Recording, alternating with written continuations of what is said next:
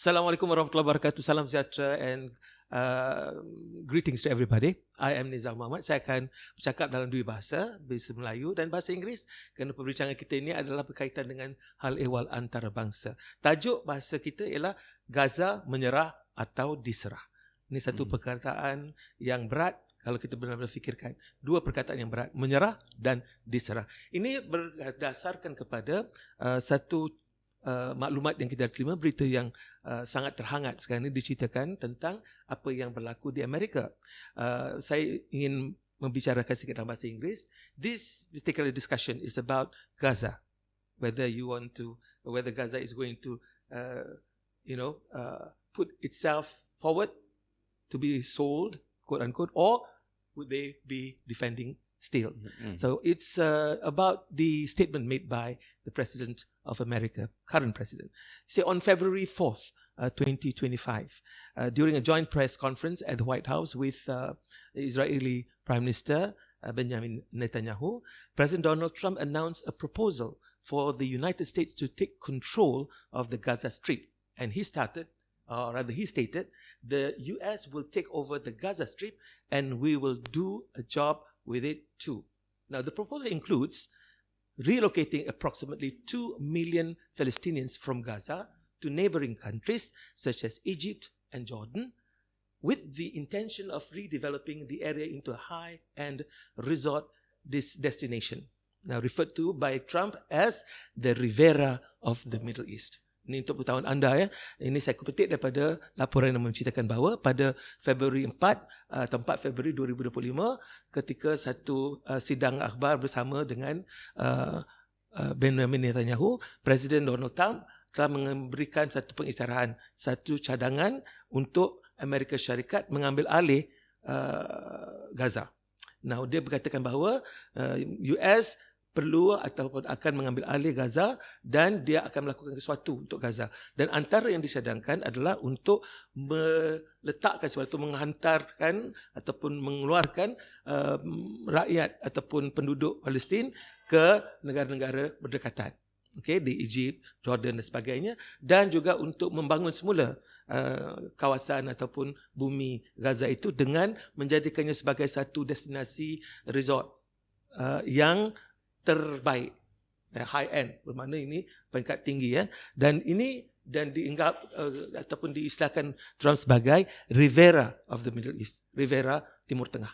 Jadi ini satu pendekatan atau kenyataan yang telah menggegarkan seluruh dunia, termasuk orang-orang Israel sendiri. Jadi hari ini, saudara, saya bersama dengan seorang yang sudah biasa dengan cerita-cerita Gaza ini, malahan telah pun meluarkan satu kenyataan terbuka ataupun surat terbuka kepada beberapa pihak, termasuklah kepada presidennya, rakyatnya dan juga mereka yang terlibat sebagai pendukung kepada negara Amerika.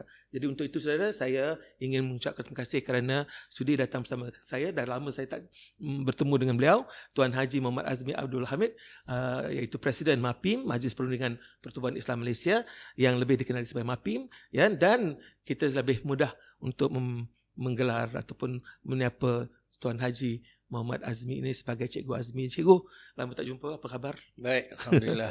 Terima kasih. Ini sudah saya jelaskan sedikit tentang latar belakang ini. Ini adalah satu kenyataan yang sangat luar biasa.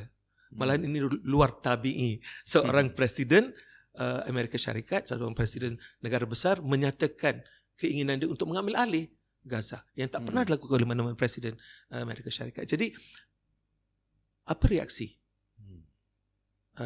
Cikgu terhadap kenyataan dan hasrat untuk membangunkan semula Gaza ini atas nama Amerika Syarikat dan menjadikannya sebagai satu resort terbesar dunia? Terima kasih, Nizal. Spontan ya. Apa yang kita ingin nyatakan?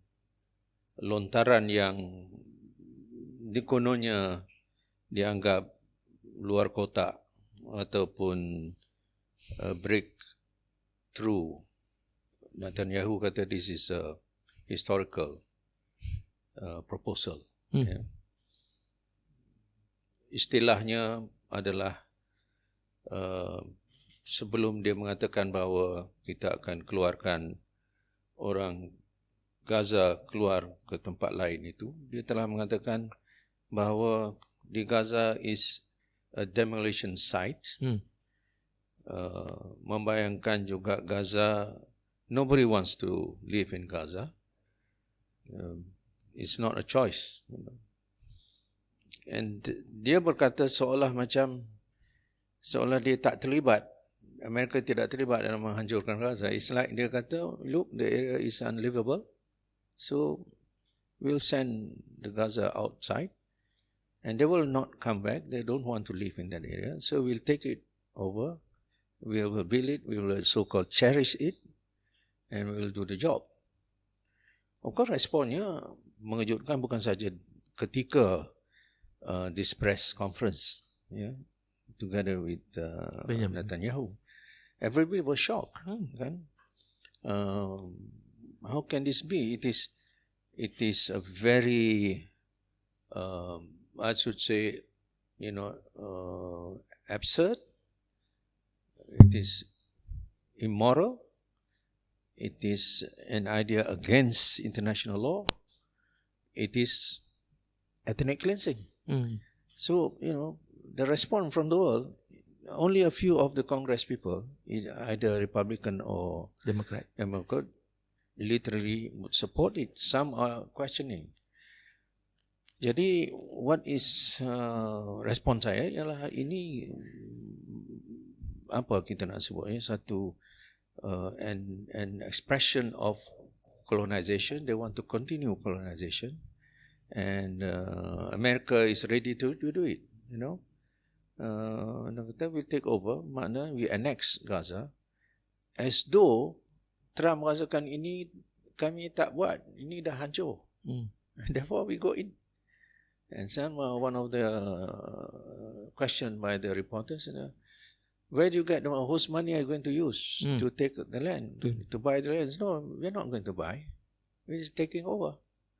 So the absurdity, the extreme of this way Donald Trump is proposing has shocked the world, dan of course kita pun terpaksa menyatakan ketegasan bahawa no way, Gaza is for Gaza, Gaza is for Palestinians. There will be no forced expulsion. Gaza should be a place where we have to protect the people. They have the right. According to international law, there's no way the world can accept this. So now he still double down that Jordan will do it, Egypt will accept it, even Saudi will accept, because they have got huge amount of land. So he's still, consistently saying that. But I think he knows very well that this will not work. But there's already a reaction coming from these countries. Exactly. The leader says, no way. You see, before he went into office, lepas, he said 2 weeks before, I want the war to stop before I go to office. All right. Now, what was the idea behind that? Number one, because that's an election pledge. So he wants to see that, my words is translated into action. All right. And then number two is, there is a backdoor discussion dengan Netanyahu. Netanyahu was shocked. That's why he went to Washington. Had this kind, was saying that you do not understand the reality on the ground. Jadi dia kata, what is this? What's happening? Why are you forcing me to sign? And there was a report yang kita dapat, internal report, that he was literally forced to sign. They held his hand, the ambassador of Middle East, American tu, forced him to sign. Jadi laporan mengatakan Netanyahu dipaksa untuk menandatangani. He was very reluctant, in fact he was very angry. Jadi dalam persidangan itu, dia terpaksa kata, this is a great, it's something like, okay, I force you to sign, but I'm going to give you a bigger idea. And then the idea is to clean up Gaza and we take over.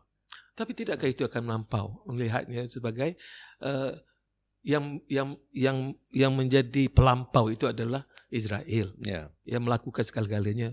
Tetapi kenapa berani sangat dia untuk mengatakan, tak apa, kau tepi, biar aku masuk? Bukankah itu secara langsungnya mengganggu mengganggu pemikiran, mengganggu pandangan masyarakat dunia. Yeah. And the one who is making all this problem has always been Israel, with their support, of course. Not been seen by the public, but we know. Yeah. America is playing a very important role. But it's just that now they want to be seen by everybody that we are in. And wouldn't it be like somebody is making the problem, and why you're taking the blame? You're taking the It's trying to give a picture about we are the savior now. Yeah. We supply arms to the teeth, everything you need, and now everything is done. Now we tell the world we will rebuild. So the hypocrisy is too stark.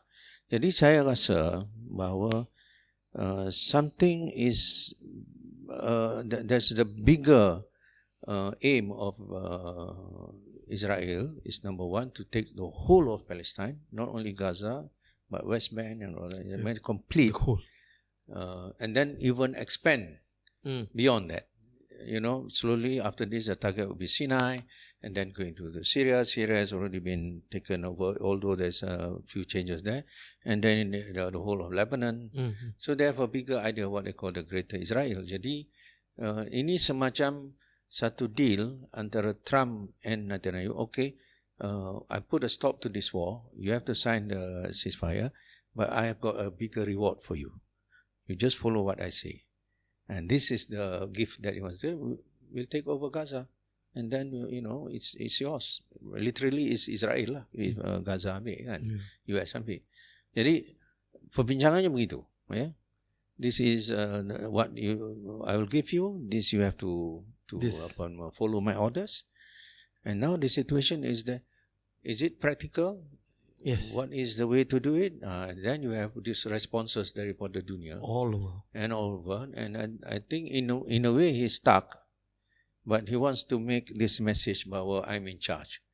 The world, you cannot do anything. If I'm going to do this, I'll do it. So that is what Trump is trying to convey to the world. Jadi persoalan barangkali ialah setakat manakah dunia mempunyai kekuatan untuk bertindak balas secara saksama terhadap Amerika dan terutama terhadap Trump. Dalaman bagaimana, luaran bagaimana, negara-negara yang terlibat bagaimana, dan sekutu-sekutu dia bagaimana. Malahan kalau ikutkan hukumnya sekarang, sekutu-sekutu dia sendiri dia cari gaduh. Right? The problem with Trump now is that all the allies are now being bullied by him. And there is already a repercussion for that kind of attitude. Right. So would there be stronger resistance against this issue of Gaza from them now more than before? Before possibly they were not hurt, but right now they are also being hurt by the statement or by the things done by Trump. What do you think would be the impact? Trump is trying to reshape the world as he sees it. So that's why the inauguration day he talked about taking over Panama Canal, and then he went over to take over Greenland. He wants to annex Canada. Now, he didn't say this in a joking way. He looks, Yeah, he was serious. And then he went for the tariff hike, 24% and all that. So he's trying to work that this is my agenda. Nobody can stop him. So now you see a reaction from the world. First about Gaza, taking over Gaza. I think there's no one in the world, even Europeans, clearly saying, yes, we support this idea. And as yet, no one.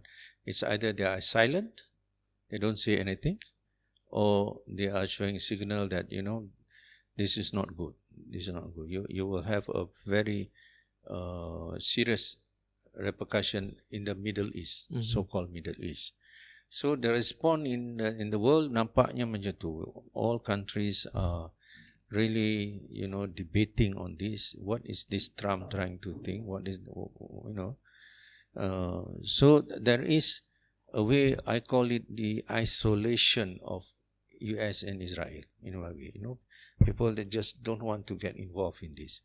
But then Trump is trying to take advantage of the weaknesses of the Arab countries, because for a long time, all these Arab countries are under the thumb of US, Egypt, for instance. Jordan is very weak. They need money.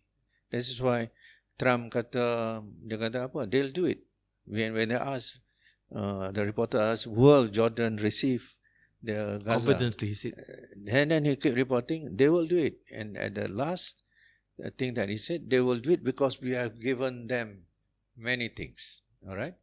So I think while the world is overwhelming, is an overwhelming fact that the world is rejecting this idea. Tapi Donald Trump doesn't care about the world. He's trying to deal with the Arabs, the Arab League or the Gulf countries, and he knows how to deal with them. Even the big brother Saudi, they will know how to deal with Saudi. They want the normalization to continue because at the end of the day, they want every Arab countries to normalize with Israel. And then it's easier for them to manipulate. So my response that yes, memang dia, ada tentangan terhadap idea ini dan semakin membesar tentangan terhadap Israel. Tetapi mereka tidak peduli, dua forces. Now Trump has got a problem with Europe. Europe on the Ukraine. Okay. Ukraine also very angry because Trump is talking to President Putin, without involving the EU. Now Trump says that we are giving you hundreds of billions to support Ukraine. Now is your time to support Ukraine. So Europe was very, very upset. Dia kata, you cannot deal with Trump, with Vladimir Putin, unless you get us involved. So now Trump is in very high tension with Zelensky. So you have a situation where Trump is showing the world that he will be like a person who's not against Hamas, not against Palestine, he's against the world. So I think that is a response that he's receiving. Dia rasa dia boleh. But the fact that America is also quite weak in their economy. A lot of things are happening. You have LA fire, and then you have some things happening there, and then the winter lagi. And then the students' campuses are rising up. So he's got a full plate, but then he still wants to be, the most powerful person in the world. So jadi bila sebut tentang negara-negara Arab, okay, bagaimana? Ada petanda-tanda bahawa berlakunya satu macam reaksi balas. Artinya ada tanda-tanda macam negara-negara akan bersatu. OPEC katanya sedang nak bersatu dan sebagainya. But apakah ini hanya fata morgana? This is just a mirage. This statement of uniting force, the Arab uniting against America in this particular area. So what exactly is You see, when you look at the statement by King Abdullah of Jordan, he says that we will work with the US president, with Donald Trump. He admitted, when Donald Trump bluntly said in front of King Abdullah seems to be very meek. Was lemah, and he said, yes, we will follow you. We will work with you. And that is the message that King Abdullah, that he sends to the world, that Arab is in a very defensive, defensive mode, position, trying to appeal to US, that kami akan patuh, you tell us what to do, but please do not have this false expulsion of the Gaza. Let's just do it for you. And the Arab will come in, kind of thing. Jadi, I think the Americans, Donald Trump, he knows how to deal with all this, You have 6 Gulf countries. You've got about 22 Arab League. And he knows their weaknesses. He knows their dependency on America, whether it's foreign debt, whether there is a very turbulent politics in each of this country. And I think he's giving message about, if you want our help, you have to follow us, no question. So I think when you ask me Arab ni macam mana, we have very low confidence on how they're going to arrange between themselves, and I think it's not the government Arab government is going to there is expectation even they will betray Palestine. Now the force has to come from the people of the Arab countries. As the people have to rise up. So there will be like, lightning speed change in Syria. They have to learn to know that. Why all of a sudden Syria change? It's because of the people. So I think my answer is we do not have high hopes with the Arabs. You have Emirates, for instance, is very bad. The policy, the way they think. So not much confidence of them. But we are calling the Arab people to pressure their own government not to betray the struggles of Palestine. Kuasa rakyat itu. Yeah, it has to be that. There's no other way. We are calling them to boycott. We are calling them to express, either is a demonstration, whatever. But the people Arab must rise to send a clear message kepada the governments of their country to be very firm about this issue of rebuilding Gaza and stopping Israel occupation. Cikgu Mi, ini dilihat seperti Trump ini macam kapla gangster. Jadi seolah-olah dia menguasai sangat-sangat. But isn't that tidakkah ada satu apakah implikasi perundangan antarabangsa? What legal and international law implications to this kind of statement, and if there is going to be a kind of action, so what will be the impact like? I mean, the rules of the world is there. You have international law, you have things that can be brought to ICJ, International Court of Justice, and also ICC, International Criminal Court. You have the Genocide Convention. You have the Universal Human Rights Declaration. And then you have so many things about apartheid law and all that, So maknanya there's this whole system is there. This whole ruling is there. But because, US says that we are not part of this, we are not a party to the Rome Statute, and therefore you cannot charge us in the ICJ or ICC. And then they even say that we were going to use full veto powers that's been given to them. So it doesn't feel that all these laws, sama ada antarabangsa, atau there's a regional pact, or there's a military pact, it seems to work with what US is doing with Israel. Jadi tak banyak yang boleh kita expect untuk nak hold this according to the international. There's only law that they know is jungle law. The law of the jungle, where the yang kuat itu akan is a law of the jungle lah. Maknanya tak banyak juga kita boleh letak harapan kepada undang-undang antarabangsa, perjanjian antarabangsa, ya. Jadi what is a choice kalau itu?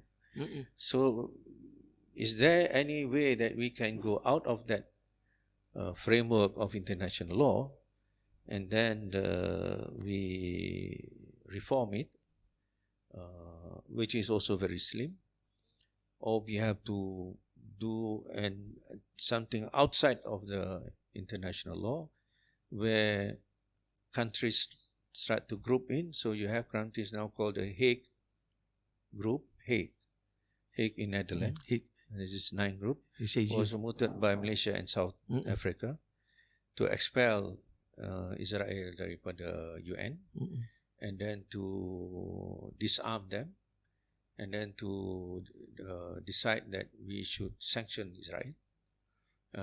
And let's not wait for this international law. Let's do it among the countries. We do our own thing, We decide together, okay, no more business no cut off diplomatic ties. We can do it ourselves. We don't have to wait for international law.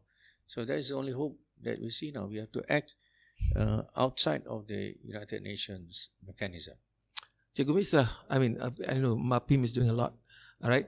Now, what comes to mind now is what will happen to the plan to rebuild Gaza? Apakah kesannya dan bagaimanakah pula perancangan untuk membina semula Gaza itu dengan keadaan apa yang berlaku sekarang? There are four key points of rebuilding Gaza. Number one ialah the immediate needs. Now, between, everyday livelihood, everything from water to food to clothing to shelter to everything, the immediate needs. Number two is, the key question is the infrastructure. We have to go into the infrastructure, rebuilding of so many things. Infrastructure of public amenities, the water systems, the electric, all this infrastructure. Number three is for the economic self-sufficiency. We have to think how Gaza can be economically self-sufficient, although we have money coming from outside, but they have to rebuild, start all again their businesses, their agriculture, and they have to be self-sufficient. Number three is the security and the political,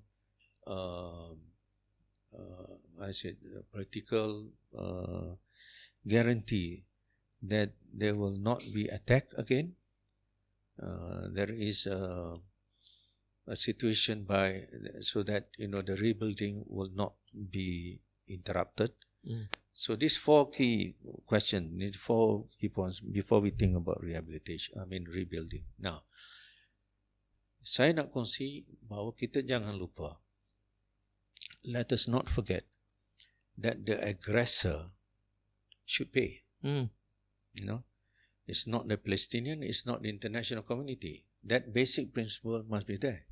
We should push this point that you destroy, you have to compensate. You have to be punished on that. Having said that, we know it's not going to happen. America is not going to, give money to rebuild. They want to rebuild because they want to control. But just by saying, you kena bayar, they won't pay. Neither Israel will do that. But the principle has to be expressed. Number two, when we talk about rebuilding, it has to be a sustainable rebuilding. So what do we do now? We have to phase out our rebuilding. I was told even clearing the rubbles is going to take more than a year. Because the machine, the bulldozers, the heavy machine, the earth-moving machines has been obstructed from going in. You have only barely probably one or two machines that have to do that. So clearing the rubble is one. Then you have to start planning the whole rebuilding, north to south. North is the worst because they level everything. In the middle, there are some standing buildings, although it's not livable, but there's some buildings. In the south, also the same. So we have to phase out our rebuilding according to the situation. Now, how do we do that? We have to listen to the Gaza people. Kita tak boleh putus, so we cannot decide. We have to listen to them. What are their priorities? Where are the projects? Is it hospital? Which location? Is it a school? Which location? And what is the quantum? The north, what do you need? So we have to listen to them. And number three that we have to do in this rebuilding, we have to know the priorities, what they want. Is it the school first? Is it the hospital? Is it, they have to tell us. Because we want the priority to disebut oleh mereka sendiri. It's not from us to decide. Tetapi the most important issue of rebuilding, whatever planning you have, phases by phases, is who is the official authority? They're talking about, hopefully there will be a unity of Hamas and Fatah. Hopefully, because the condition of Israel is no Hamas. Then you can come in. So that is a very complicated thing. Kita pun kena ni. Tapi bila kita nak mula banner tu, that is the question. We cannot just go in di sana dan kata, okay, we have hospital here. But you have to go through all the procedures, their own thing, how do you due diligence lah. Yeah, they even have you say due diligence. Who is able to coordinate this? It's a big thing. It really is big. So they are talking about 53 billion USD. Yeah. As I mentioned in that. So it's going to be massive. That's my point of rebuilding. All right. Now the question that we have exactly is,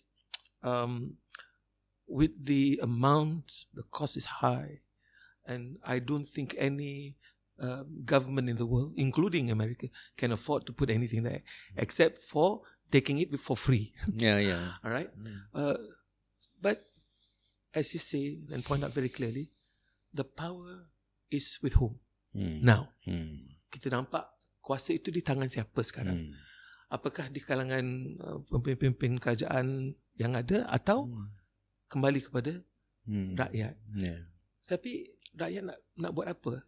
Ini kita cakap terus sajalah. Ramai orang bertanya, tapi kita kan cuma rakyat. Apa yang kita boleh buat dibandingkan dengan yang mereka ni? Dia ada dana, dia ada kekuatan tentera, dia ada segala macam. True. So when we are proposing the idea of let's work it out. I mean, the people has got to rise up. Soalan ialah setakat mana mampukan mereka untuk melakukan sesuatu yang luar biasa dalam keadaan yang sangat luar biasa ini.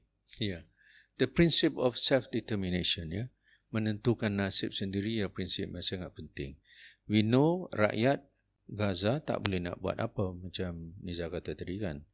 I mean they have no homes, they have nothing. So they can do much. But deciding who they want to be in charge, the officials, let's have the Gaza to decide. Don't enforce them. And it has to be respected. So kali yang lakukan oleh Trump pun tidak ditanyakan langsung. So you see, now we have di Gaza tu kita ada apa yang dipanggil emergency committee government, still government yang sekarang berfungsi sangat aktif, ialah Ministry of Health, and then Ministry of Education, and then Ministry of Municipalities, itu aktif, and then one more, Ministry of Media. So they are still functioning. They are trying to do things, reporting and all that. Tetapi ternyata bahawa satu pihak lagi, dari selain daripada kumpulan ini, sedang menunggu saja.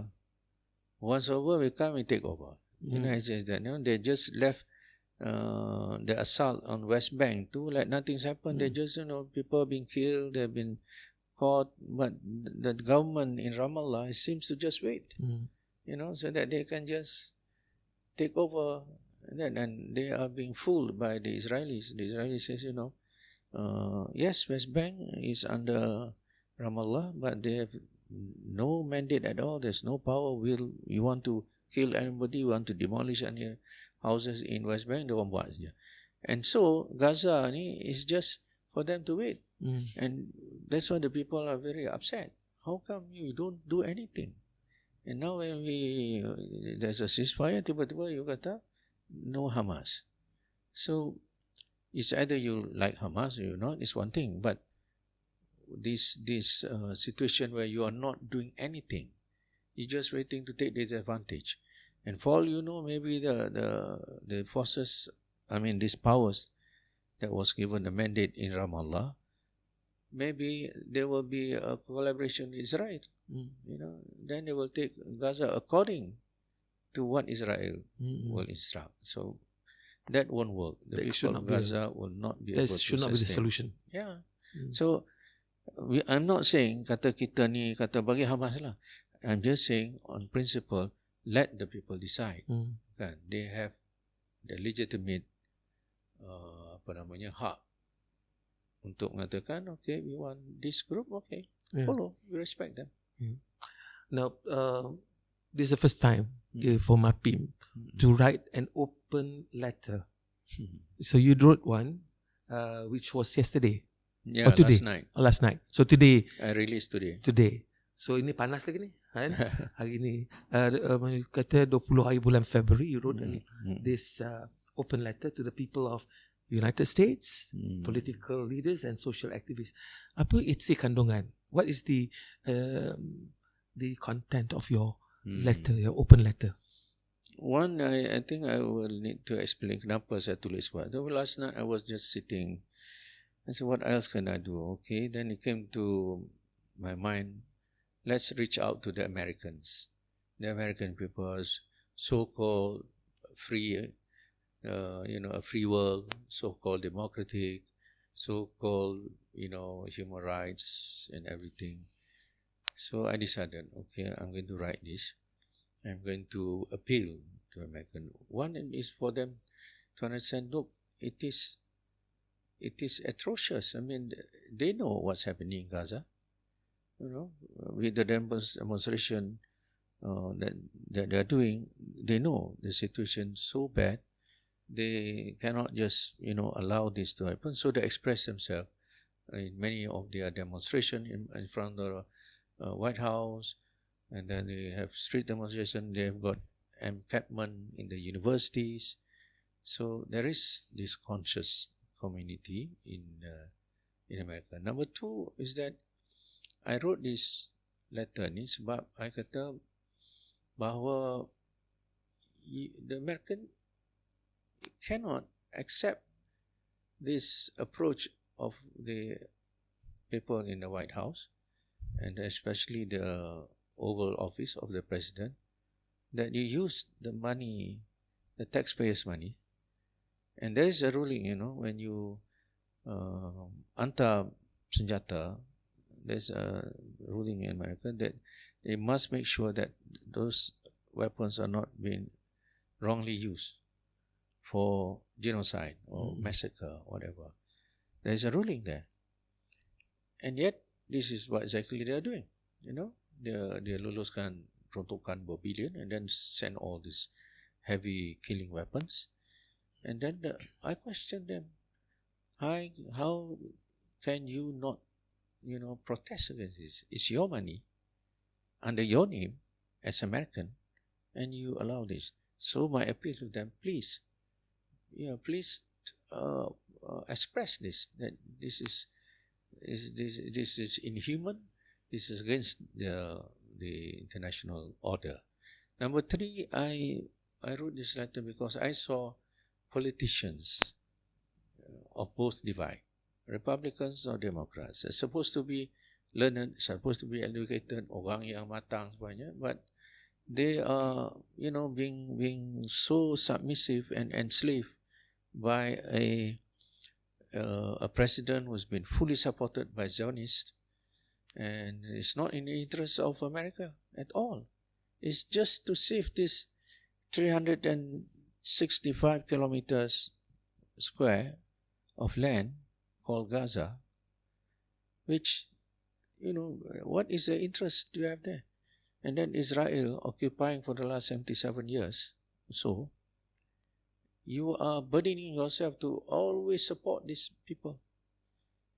So there's a very clear illogic of the Americans supporting a government to this. Okay, we respect, he was elected, he got the majority, he's now in the office. But how can you, now he's in the office and he's using and misusing his powers, not in the interest of America, but interest of something that is, somewhere in the Middle East, and you want to use your money, your taxpayers, and do what he wants. And now we know for a fact that America is now feeling the burden of how to sustain Israel. So that's why I wrote this letter. I kata, Americans, you just have to wake up. I do not see why Americans are still seeing this as something that is acceptable. And that's the whole spirit of my letter lah.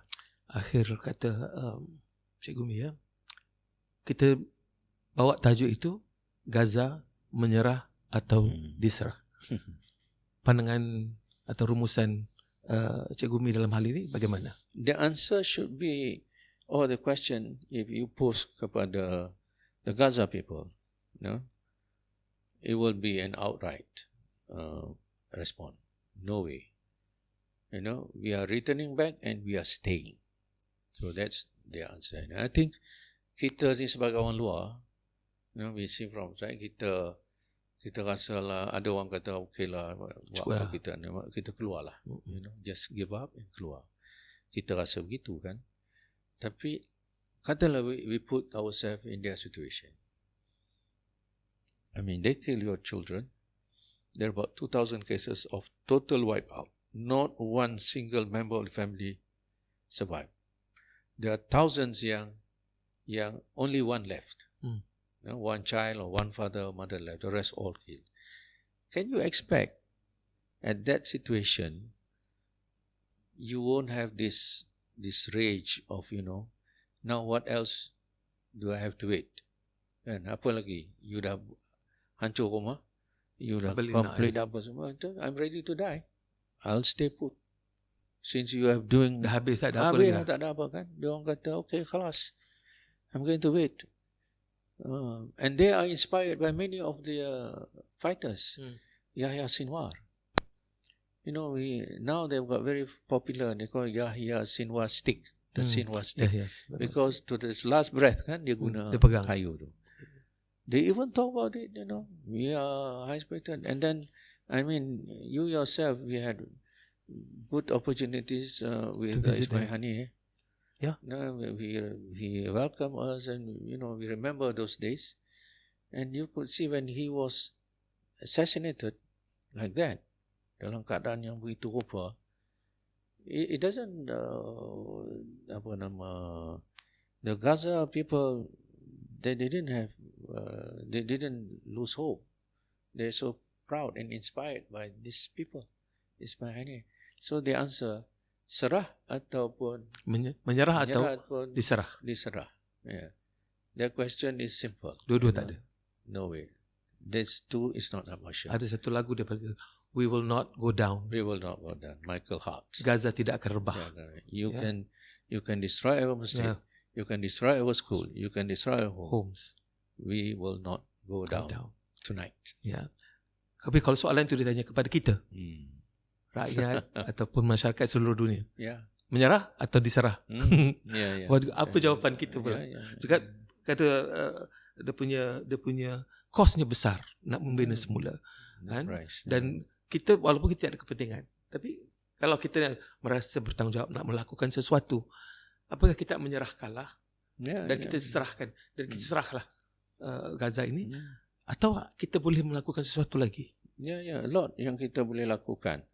I think Gaza ni yang under siege is already more than 17 years. 17 years. They destroyed within 15 months. And still Gaza is standing. Gaza is still there.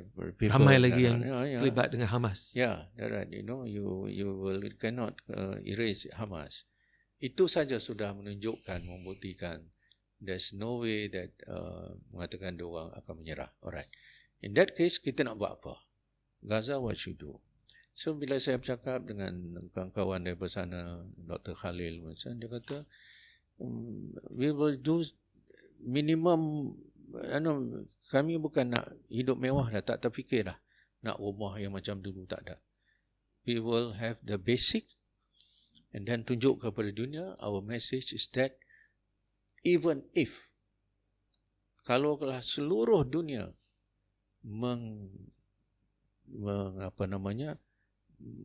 tidak mempedulikan kami, we will fight on, we will resist until our last breath, our last drop of blood, dan untuk menunjukkan we are not actually the people who are tested. Bukan kami, orang Gaza kata. Yang sebenarnya sedang diuji ialah kamu semua yang di luar sana. Apabila kamu melihat kezaliman yang sebegitu parah dan kamu hanya menonton dan tidak membuat sesuatu. Jadi the test is on us, not them. They already gone to the extreme of test. It's on us now. Ini satu statement atau kenyataan yang cakap terus. Artinya pokok pangkalnya bisa sudah bertemu di tangan kita. Cikgu Mi, ya. Kita akhiri pertama mengucapkan terima kasih kepada Cikgu Azmi, dan ini bukan yang kali pertama, kita akan panggil lagi kerana cerita Gaza ni tidak mungkin akan sepi. Kita akan bertemu lagi dan berbincang lagi.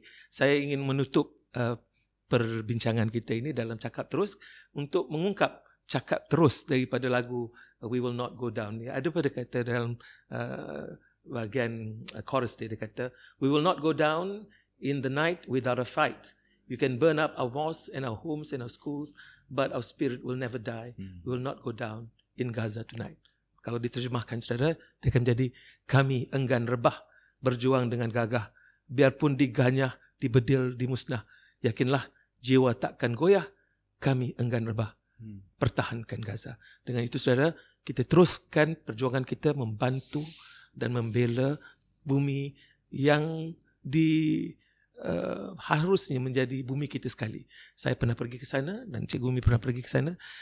Sampai sekarang ni saya tak boleh bayangkan betapa rosaknya sebuah tempat yang saya nampak indah suatu waktu dahulu. Baik saudara, sehingga kita berjumpa lagi dalam Cakap Terus. Teruskan bersama dengan kami. Bila kami menerja, sambutlah kami dan cakap terus sajalah. Terimalah kami. Baik. Assalamualaikum dan salam sejahtera. Waalaikumsalam.